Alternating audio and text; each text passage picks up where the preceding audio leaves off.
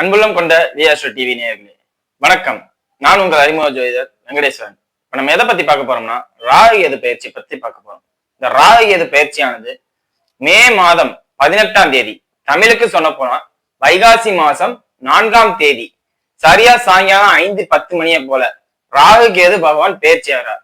ராகுவானவர் மீன ராசியிலிருந்து கும்பராசிக்கும், கேதுவானவர் கன்னி ராசியிலிருந்து சிம்ம ராசிக்கும் சஞ்சரிக்கிறார். இப்படி சஞ்சரிக்கும் போதுல உலக நிகழ்வா என்னென்ன மாற்றங்கள் நடக்க போகுதுன்னா, அரசியல் ரீதியா பெரும் தலைவர்கள் யாராவது உடல் நலம் பாதிக்கப்படலாம். அதே மாதிரி பிரமுகர்களா இருப்பாங்கல்ல, பிரமுகர்னா என்ன, இப்ப அரசன், ஏன்னா சிம்மத்துக்குள்ள கேது வருது. சிம்மத்துக்குள்ள கேது வரும் போதிலே இப்ப தொழிற்சங்க தலைவர், பிரபலமான நபர், அதாவது ஊரறிந்த நபர் ஒருத்தருக்கு உடல்நல பாதிப்பு ஏற்படும். ஏன்னா கேது வரும் போதில அது மாதிரி அமைப்புகள் அவங்க ஒருத்தர் அப்படி இருந்தது கொஞ்ச நாளைக்கு வெளியில வர முடியாத, தலை காட்ட முடியாத சூழ்நிலைமாங்கல்ல, அந்த மாதிரி தன்மையை நிகழ்த்தி கொடுக்கும். அதே மாதிரி ராகு பகவான் வராருல, சனியோட இருக்குல்ல, அப்ப தொழிலாளர்களுக்கு மத்தியில் புரட்சிகள் நிகழும். அதாவது திடீர்னு மக்கள் புரட்சி சார்ந்த அமைப்புல பெரிய லெவல்ல பண்ணுவீங்க. அதாவது நாங்க எங்களுக்கு முக்கியத்துவம் கிடைக்க மாட்டேங்குது. இன்னும் சொல்ல போனா இந்த கம்யூனிசம் பாங்கல்ல, அதாவது தொழிலாளர்கள் முதலாளித்துவமா மாற்றப்படுற தன்மைக்கு அந்த அளவுக்கு ஒரு பெரிய இது நடக்கும். அதாவது புரட்சி சார்ந்த அமைப்பு, தொழில் சார்ந்த அமைப்பு, அதாவது தொழில் சார்ந்த அமைப்புல தொழிலாளர்களுக்கு மத்தியில ஒரு கூட்டணி, அதனால ஒரு மிகப்பெரிய மாற்றம், புதிதான நிகழ்வுகள், அதே மாதிரி புதிய மாற்றங்கள், நிறைய மாற்றங்கள் மக்களால் ஏற்படுத்தப்படும். மக்களை ஆளும் அரசர்களால் இல்லை, வழி நடத்த, அதாவது ஆட்சியாளர்களால் இல்லை, மக்களால் ஏற்படுத்தப்படும் மாற்றங்கள் அப்படிங்கிறத பத்தி நிறைய நிகழ்வுகள் நடக்கும். அதெல்லாம் நீங்க எல்லாம் பாப்பீங்க. அதே மாதிரி கும்பத்துல ராகு போறனால நோய் தொற்றுக்கள்னு சொல்லப்படுற நுண்ணுயிரிகள், நான் ஆரம்பத்திலே சொல்லியிருக்கேன், ராகு தான் நுண்ணுயிரிகள்ட்டு. அந்த நுண்ணுயிரிகள் சார்ந்த அமைப்புகளை கொஞ்சம் கவனமா இருக்கும். திடீர்னு வைரஸ் சார்ந்த அமைப்பு, வைரஸ் காய்ச்சல், இந்த மாதிரி அமைப்புகள் எல்லாம் கொஞ்சம் கவனமா பார்த்து இருந்துக்கோங்க. சரி, இது உலக ரீதியா ராசிபதி எப்படி இருக்கும், 12 ராசிகள், நம்ம 12 ராசிகள் கணக்கு தானே பார்க்க போறோம். அந்த 12 ராசிகளுக்கு எப்படி இருக்கும் அப்படிங்கிறத வாங்க இப்ப பார்ப்போம்.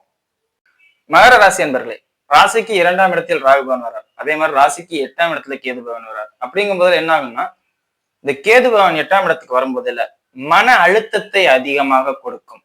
வீண் விரக்தி, அதாவது சிம்பிளா சொல்லணும்னா கொஞ்சம் நெகட்டிவா தான் சொல்லுவேன், தப்பா எடுத்துக்காதீங்கன்னா, செல்ஃப் டிஸ்ட்ரக்ஷன், அதாவது சூசைட் பண்ணிக்குவோம் அப்படிங்கிற மாதிரி உள்ள தன்மைகள்ல கொஞ்சம் கொடுக்கும். இது ஏன்னா 8ஆம் இடம் தான் ஒரு மனிதனின் பிறப்புக்கும் இறப்புக்கும் சம்பந்தப்பட்ட இடம். மாற்றம் தாங்கல்ல, என் வாழ்க்கையே மாற போகுது, கீழே இருக்கிறவங்க மேல வருது, மேல இருக்கிறது கீழே வருது அப்படிங்கிற மாதிரி டைலாக் எல்லாம் நிறைய கேள்விப்பட்டிருப்பீங்கல்ல, அந்த மாதிரி அமைப்புகளை கொடுக்குது.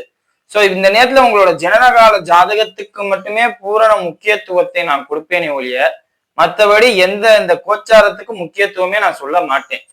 அதே மாதிரி ராசிக்கு 3ஆம் இடத்துல உங்க ராசியாதிபதி நிற்கிறார், அதையும் இங்க பார்க்கணும்.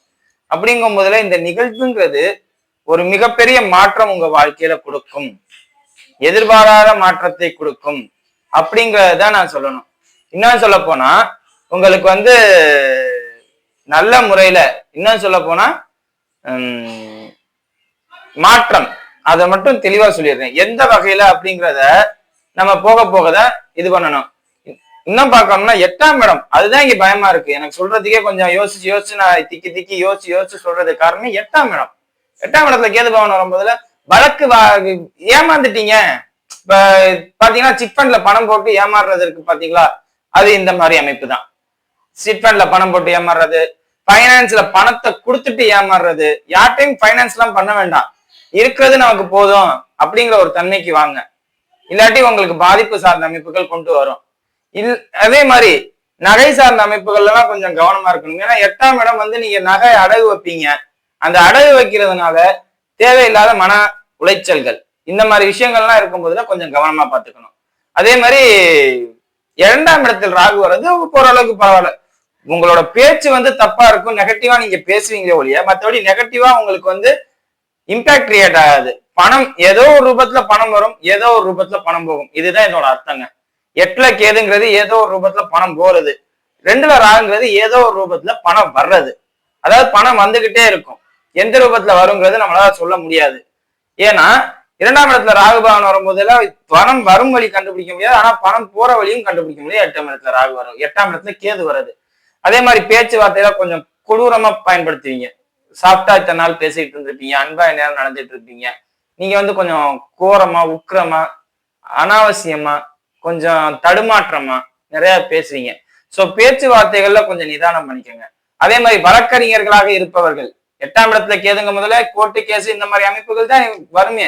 வழக்கறிஞர் இந்த நேரத்துல கேஸே வரமாட்டேங்குது அப்படின்னு நினைப்பீங்க. எந்த கேஸுமே நீங்க பெருசா அட்டன் பண்ண மாட்டீங்க. இன்னும் சொல்ல போனா நீங்க அட்டன் பண்ற கேஸ் தான் ஃபெயிலியர் ஆகுது. இந்த பெஸ்ட் லாயரா கூட நீங்க இருக்கலாம், பேர் வாங்கியிருக்கலாம். ஆனால் இந்த நேரத்துல உங்க பேரு சரிவை ஏற்படுத்தும், வீண் அவமானங்களை ஏற்படுத்தும். இந்த ராகு கேது பயிற்சி உங்களுக்கு பார்க்கல. சனிப்பெயர்ச்சியின் அடிப்படையில உங்களுக்கு சூப்பரா இருக்கு. ராகு கேது பயிற்சி உங்களுக்கு கொஞ்சம் பத்தாம இருக்கு. அதே மாதிரி குழந்தைகள் சார்ந்த அமைப்புல நல்ல பேர் கிடைக்கும். எப்பவுமே ஒரு பெத்தவங்க டவுன் ஆகுறாங்கன்னாவே குழந்தைகளுக்கு நல்லா இருக்குன்னு தான் அது அர்த்தம். அதாவது குழந்தைகளுக்கு கண்ட்ரோல்ல வீடு வர்ற மாதிரி. பொண்ணு இல்ல, நீங்க வந்து ஒரு 50 வயது நபரா இருக்கீங்க, உங்க குழந்தைக்கு 23 வயது ஆகுது. அப்படிங்கும் போது அவங்க வரும்போதுல அவங்க இந்த நேரத்துல சம்பாதிக்கிற தன்மைங்கிறனால நீங்க ரெஸ்ட் எடுங்க அப்படின்னு சொல்லுவாங்க. ரெஸ்ட் எடுக்கிறதுங்கிறது நியாயமா? என்னை பொறுத்தவரை நியாயம் தான். ஆனா ஓடுன உடம்புக்கு உட்கார தோணாதும்பாங்க. ஓடிக்கிட்டே இருந்தவங்களுக்கு உட்கார தோணாது. அந்த ஒரு அமைப்பு தான் உங்களை பாதிப்பா நிகழ்த்துங்க ஒழிய மற்றபடி நெகட்டிவா இருக்காது. குழந்தைகள் வழியில நல்லா இருக்கும். அதே மாதிரி தொழில் ரீதியா நிறைய ஏமாற்றங்களை சந்திச்சாலும் அது லாபம் உண்டு. தொழில் ரீதியா லாபம் உண்டு, அதுல ஒரு குறையும் இல்லை, எல்லாமே நல்லா இருக்கு. தொழில் ரீதியா உண்மையிலேயே அற்புதமான யோக பலனை கண்டு வைப்பீங்க. அதே மாதிரி தந்தையாரின் உடல்நிலை ரொம்ப ரொம்ப கவனம். ராசிக்கு 8ஆம் இடம், 9க்கு 12ஆம் இடம். அப்ப தந்தை சார்ந்த அமைப்புகள்ல கொஞ்சம் கவனமா பார்த்துக்க வேண்டிய ரொம்ப ரொம்ப கவனம். அதே மாதிரி ராகு வந்து ராசிக்கு 2ஆம் இடத்துல இருக்கிறனால சகோதர சகோதரிகளின் ஒற்றுமை குறையும். நான் தான் சொல்கிறேன், கடின வார்த்தைகளை பயன்படுத்துவீர்கள். கடின வார்த்தையை பயன்படுத்தும் போது சகோதர சகோதரிகளின் ஒற்றுமை குறையும். அதே மாதிரி ட்ரிங்க்ஸ் பழக்கம் உள்ளவங்களா இருந்தா தயவு செஞ்சு ட்ரிங்க்ஸ் பழக்கத்தை கொஞ்ச நாளைக்கு குறைச்சுக்கங்க. ஏன்னா ராகு 2ஆம் இடத்துல வரும்போது 2, 6, 10 தொடர்புக்கு வரும். அப்ப 6ஆம் இடத்தை தொடர்பு கொள்ளும். 2, 6, 10ங்கிறது அதோட திரிகோண ஸ்தானங்கள். அந்த திரிகோண ஸ்தானங்கள்ல உங்களுக்கு 6ஆம் இடத்தை தொடர்பு கொள்ளும் போதுல குடல் சம்பந்தப்பட்ட நோய், அதனால் மருத்துவரை பார்க்கிறீங்க. பேங்க்ரியா சிஸ்டம், அதாவது ராஜ உறுப்புகள், உடம்புல ராஜ உறுப்புகள் சொல்லப்படுறதே குடல், கிட்னி, கணையம், அந்த இன்சுலின் சுரப்பிகள், அதே மாதிரி மூளை சம்பந்தப்பட்ட அமைப்புகள், இதெல்லாம் ராஜ உறுப்புகள். இதெல்லாம் இல்லைன்னா மனுஷன் இல்லை, இதுதான் இயல்பு. சோ இந்த மாதிரி அமைப்புகள்லாம் 2ஆம் இடத்துல ராகு வரும்போது கொஞ்சம் கவனமா கையாளணும் அப்படிங்கிறத சொல்லலாம். இதே இதுக்கு பாக்குற டாக்டர்ஸா இருந்தீங்கன்னா நீங்க உங்களுக்கு பாதிக்காது. ஏன்னா உங்களுக்கு பேஷன்ஸ் அவங்க வந்து நீங்க சரி பண்றதுனால இல்ல அவங்க வராததுனால, அதாவது அந்த டாக்டராவே நீங்க இருந்தாலும் உங்களுக்கு இந்த நேரத்துல அந்த பேஷன்ஸ் வரமாட்டாங்க. அதனால உங்களுக்கு அந்த பாதிப்புகள்லாம் குறையும் அப்படிங்கிற ஒரு தன்மை வரும். ஆரம்பத்துல கஷ்டத்தை கொடுக்கிற ராகு பகவான் கேது பகவான் போக போக ராகு பகவானால் வருமானத்தை கொடுக்கும், அள்ளி அள்ளி கொடுக்கும், ஒரு குறையும் வராது. சோ இந்த ராகு கேது பயிற்சியில முதல்ல மட்டும் கொஞ்சம் கடந்து வந்துருங்க. அப்படியே பைய நவர்த்தி வந்துருங்க. அதுக்கப்புறம் அதுவே பழகி நல்ல முறையில கொண்டு வந்துடும். வருமானத்தையே அதிகமே கொடுக்கும். பிறருடைய பணம் உங்களோட கைக்கு வரும், உழைக்காத பணம் கைக்கு வரும். இதெல்லாம் உண்மை. பிறருடைய பணம் கைக்கு வரும், உழைக்காத பணம் கைக்கு வரும், ரொம்ப நாளா இழுத்துக்கிட்டு இருந்த பணம் கைக்கு வரும். இதெல்லாம் ராகுவின் அனுகிரகத்தால் வரும். ஆனால் கேது 8ல் இருப்பதனால் ஆரம்பத்துல கேதுவா செயல்பட்டு தான் ராகு செயல்படும். கேதுதான் ஃபர்ஸ்ட் செயல்படும், அப்புறம் தான் ராகு செயல்படும். அந்த தன்மையில கொஞ்சம் அமைதியா நிதானமா கொஞ்ச நாளைக்கு ஒரு 1.5 வருஷம், 1.5 வருஷத்துல 9 மாசம் கேதுன்னா அடுத்த 9 மாசம் ராகு தானே. சோ அந்த ராகுவா நீங்க செயல்படுங்க. அதே மாதிரி வெளிநாட்டுல இருக்கிறவங்களுக்கு இது யோகங்க, இது உண்மையிலே யோகம் தான். ஏன்னா 8ஆம் இடம் நம்ம ஊர்லயே இல்ல, ஆள் இல்ல அப்படிங்கிற ஒரு கணக்குக்கு வரும்போதுல அவர் வெளிநாட்டுக்கு போயிட்டாரு, அவர் வெளியூர் போயிட்டாரு அப்படிங்கிற ஒரு தன்மை வரும்போது இது எல்லாமே யோக பலனாக மாறும். பிறருக்கு ஏமாந்தத்தனமா வேலை பார்த்து கொடுப்பீங்க, உண்மைதான். பட் அந்த ஏமாந்தத்தனமா வேலை பார்த்து கொடுத்ததோட விளைவு உங்களுக்கு பெரிய லெவல்ல கொண்டு போகும், நல்ல முறை வாழ்த்துற லெவலுக்கு கொண்டு போகும். நிறைய பேர் மலேசியால வேலை பார்க்கறதுக்கு ஏற்பாடு பண்ணுங்க, ராகுவால உங்களுக்கு நல்லதுன்ட்டேன். அரபு நாடுகள்ல வேலை பார்க்கறதுக்கு ஏற்பாடு பண்ணுங்க, ஏன்னா ராகு, இதெல்லாம் ராகு சம்பந்தப்பட்ட அமைப்பு. சோ இந்த மாதிரி ஊர்களுக்கு நீங்க போகும்போதுல எல்லாமே சாதகமான தன்மைகள்ல நிகழும். அதே மாதிரி கேது சம்பந்தப்பட்ட நாடுகள்னு சொல்லப்படுற இடங்கள்ல ஆன்மீகம் சார்ந்த பகுதிகள்ல கொஞ்சம் நிதானமா இருக்கிறது நல்லது. ஆன்மீக தொழில முழுசா ஈடுபடாம இருக்கிறதே நல்லது. காரணம்னா 8ஆம் இடத்துல கேது ஆன்மீகம் பகுதியில பண்றேன்னு எல்லாத்தையும் அழிச்சிருவீங்க. சோ ஆன்மீகத்துக்கு சாமிக்கு பண்ணாதீங்கன்னு சொல்றது என்னோட நோக்கம் இல்ல. ஆன்மீகத்துல இந்த நேரத்துல உங்களை பயன்படுத்திட்டு தூக்கி போட்டுருவாங்க. நீங்க எத்தனை வருஷம் பண்ணிட்டு இருந்திருப்பீங்க, அதை வந்து திடீர்னு தூக்கி போட்டுருவாங்க அப்படிங்கிறத சொல்றேன். வாங்க நட்சத்திர ரீதியான பலன்களை பார்ப்போம். உத்திராட நட்சத்திரம். உத்திராட நட்சத்திரக்காரர்களை பொறுத்தவரையும் ஞானியாவே ஆயிருவீங்க, சித்தர்களாவே மாறிடுவீங்க. இதோட அர்த்தம் வந்து நீங்க புரிஞ்சுக்கங்க தயவு செஞ்சு. ஞானியாவோ சித்தர்களாவோ ஆகுறதுன்னா எனக்கு எதுவுமே வேண்டாண்டா அப்படின்னு சொல்லுவீங்க. எதுவுமே வேண்டாம்னா என்ன, அந்த அளவுக்கு உங்க லைஃப்ல கொஞ்சம் ப்ரெஷரை பார்ப்பீங்க, கஷ்டத்தை சந்திப்பீங்க. என்னடா இது அப்படி. ஆனாலும் உங்க குழந்தைகளால் உங்களுக்கு ஒரு நட்பெயர். உத்திராட நட்சத்திரக்காரர்கள் பொறுத்தவரை குழந்தைகளால் நட்பெயர், அதுல ஒரு குறையும் இருக்காது. சௌக்கியம் கண்டிப்பா உண்டு குழந்தைகளால். ஆனால் ஞானி ரொம்ப எந்திரிச்சு வந்தவரு, இல்ல ரொம்ப சிரமப்பட்டவரு, இல்ல ரொம்ப தெரிஞ்சலைறாரு, ரொம்ப கஷ்டப்படுறாரு, தொழில்ல நண்பர்களால் ஏமாற்றாரு, தொழிலே வேலை ஆகாது அப்படிங்கிற ஒரு பேர் எடுப்பீங்க. எல்லாமே சைபர்ல இருந்தாலும் குழந்தைகளால நேற்றம் பண்ணும். இந்த நேரம் யாருக்குங்க பெஸ்டான நேரம் அப்படின்னு கேட்டா உத்திராட நட்சத்திரக்காரர்களுக்கு 24ல இருந்து 28 வயசுல இருக்கிறவங்களுக்கு. அவங்க சம்பாதிச்சாலும் சம்பாதிக்காட்டியும் கல்யாணம் வந்துடும், அதுல ஒரு குறையும் இல்லை. ஏன்னா ராகு பகவான் அந்த வேலையை பார்த்துருவாரு. ராகு பகவானால் கல்யாணம் நடக்கும். சோ இந்த மாதிரி அமைப்புகள்ல இன்னும் சொல்ல போனா லவ் மேரேஜ் அதிகமா நடக்கும் உத்திராட நட்சத்திரக்காரர்கள்.